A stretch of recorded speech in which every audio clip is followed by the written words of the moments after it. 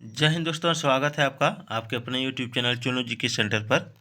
और आज का जो टॉपिक है वो है बिहार एक परिचय भाग 2, जिसमें मैं आपको लगभग 30 प्रश्न कराऊंगा जो आपकी परीक्षा के लिए बहुत ही इम्पोर्टेंट होने वाली है। तो चलिए देखते हैं।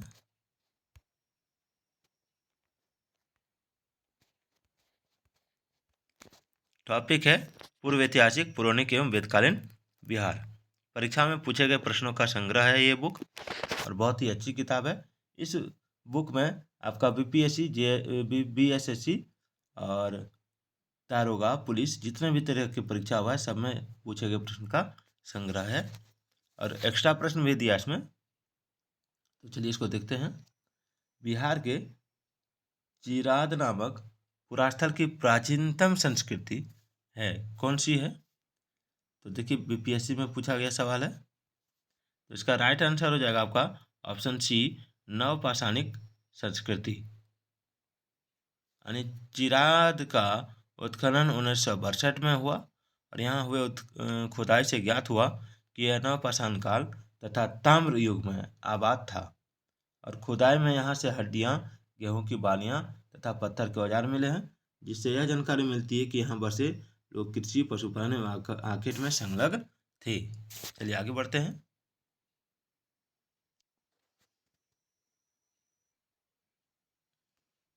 अगला सवाल,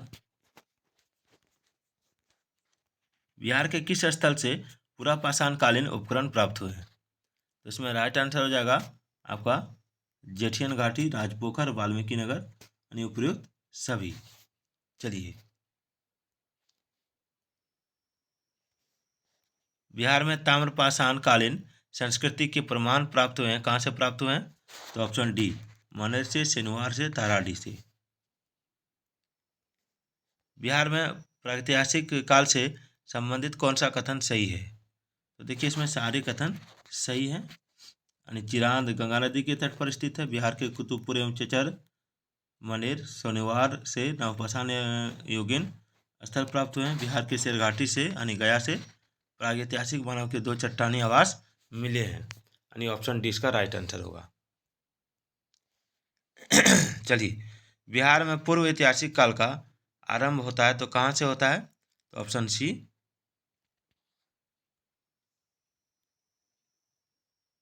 40,000 ईस्वा पूर्व। बिहार में पूर्व ऐतिहासिक काल के अवशेषों से प्राप्त हुआ है, तो इसमें हो जाएगा कुल्हाड़ी के फलक, चाकू एवं खुरपी, मृदभांड। तो उसका राइट आंसर हो जाएगा ऑप्शन डी। बिहार में आदि मानव के निवास के आरंभिक साक्ष्य कहाँ से प्राप्त हुए हैं? तो मुंगेर एवं नालंदा से। बिहार में आदि मानव के उपस्थिति के आरंभिक साक्ष्य किस युग के हैं? तो देखिए इसका राइट आंसर हो जाएगा आपका ऑप्शन ए, पूर्व प्रस्तर युग। ये नहीं है, पूर्व प्रस्तर युग। बिहार में मध्यवर्ती प्रस्तर युग के साक्ष्य मिले हैं, तो मुंगेर से। चलिए आगे बढ़ते हैं। प्रस्तर यानी पत्थर होता है। बिहार का कौन सा राज्य उत्तर वैदिक, एक मिनट, इधर नहीं है, इधर होगा, हाँ इधर। बिहार में चिरांद एवं चेचर से किस युग के अवशेष प्राप्त हुए हैं? तो इसका राइट आंसर होगा नव प्रस्तर युग।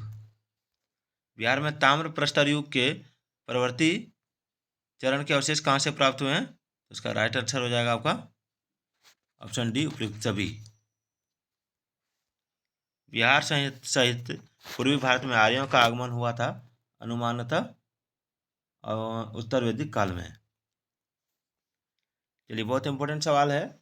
बिहार सहित पूर्वी भारत में आर्यों के विस्तार में सहायक था, क्या कौन सहायक था? तो ऑप्शन बी, लोहे का उपयोग। चलिए आगे देखते हैं। श्रुति तथा किंवदंती के अनुसार महाभारत युद्ध के समय बिहार में मुख्य राज्य कौन से थे? तो ऑप्शन सी, मगध तथा विदे, अंग एवं लिच्छवी। आगे बढ़ते हैं। वेद के किस ग्रंथ में बिहार के विदेह राज्य में आर्यों के आगमन तथा निवास का साक्ष्य विवरण मिलता है? तो ऑप्शन ए, शतपथ ब्राह्मण में।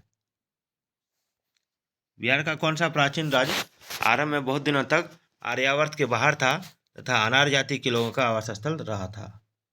उसका राइट आंसर होगा ऑप्शन सी, मगध। बिहार में उपनिषद काल में ब्राह्मण धर्म तथा ज्ञान का महान केंद्र था। कौन था? तो इसका राइट आंसर हो जाएगा आपका ऑप्शन सी, विदेह। विदेह के राजा जनक प्रसिद्ध दार्शनिक थे और यह राज्य व्याकरण, साहित्य तथा दर्शन शास्त्र का महत्वपूर्ण केंद्र था। अथर्ववेद में व्रात शब्द का प्रयोग किस राज्य के लिए किया गया है? तो अथर्ववेद में व्रात शब्द का प्रयोग जो किया गया वो मगध के लिए किया गया है। चलिए आगे देखते हैं। बिहार का कौन सा राज्य उत्तर वैदिक काल का एक महत्वपूर्ण राज्य था? तो देखिए इसका राइट आंसर हो जाएगा आपका ऑप्शन डी, विदेह। क्या हो जाएगा? विदेह। चलिए आगे बढ़ते हैं। बिहार के भौगोलिक क्षेत्र की चर्चा सर्वप्रथम किस साहित्यिक से रचना से मिलती है? तो इसका राइट आंसर होगा शतपथ ब्राह्मण से। बिहार में विदेह राज्य की स्थापना किसने की? तो बिहार में विदेह राज्य की स्थापना नेमी ने की। मनु के सबसे बड़े पुत्र इक्ष्वाकु के पुत्र नेमी या नेमी थे, जिन्हें विदेह कहा जाता था। बिहार के अंग विदेह और वैशाली के राजाओं का विस्तृत वर्णन किस में है? तो पुराण और महाकाव्यों में। कीकट किस राज्य को कहा गया है? तो मगध राज्य को। आगे बढ़ते हैं। किस ग्रंथ के सूक्त में पहली बार मगध का वर्णन आता है? तो अथर्ववेद में। किस वेद में मगध के लोगों को पुरुष मेघ आगे का शिकार बताया गया है? तो ऑप्शन सी हो जाएगा, यजुर्वेद में। वैशाली के संस्थापक राजा कौन थे? तो विशाल थे। किसके अनुसार माधव विदेह ने आर्य संस्कृति का विस्तार उत्तर बिहार में किया था? तो देखिए इसका राइट आंसर हो जाएगा आपका ऑप्शन ए, शतपथ ब्राह्मण। शतपथ ब्राह्मण। चलिए आगे देखते हैं।